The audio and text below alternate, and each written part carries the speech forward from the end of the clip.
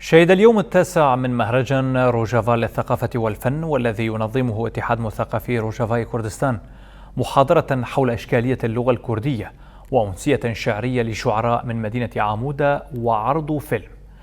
وتضمن برنامج اليوم التاسع من المهرجان إلقاء محاضرة عن أهمية اللغة لدى الشعوب ألقاها الباحث اللغوي دهام عبد الفتاح. أكد فيها أن اللغة هي هوية الشعب ومن دونها يلغي دوره.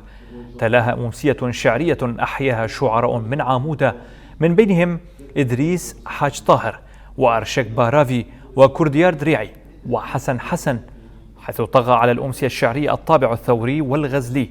وضمن فعاليات اليوم التاسع تحدث لكاميرا روجافا كل من الشاعر بيشروش جوهري وحسن حسن عن نشاطات المهرجان ودوره في تطوير اللغة الكردية وخاصة الأشعار، وأكدوا أن المهرجان فرصة لاجتماع كافة مثقفي المنطقة. طبعا كل سنة أشارك في هذه المهرجان هي بغاية تطوير اللغة الكردية وإلقاء الشعر باللغة الكردية. لا شك أن مركز هرركة تقوم بهذه النشاطات الثقافية الكردية.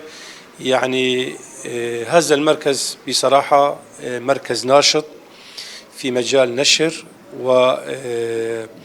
وتوعية العالم أو الناس بالثقافة الكردية وبالشعر الكردي. هذا المهرجان يعني يجمع كافة الأقلام والآراء من كافة المدن.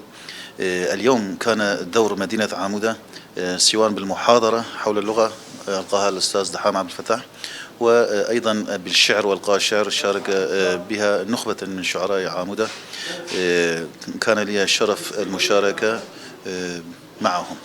الثقافة حالة حضارية جيدة بين الشعوب، يعني لكل شعب ثقافته حضارته. من الواجب يعني من واجب تحديدا المثقف أن يحافظ على ثقافته.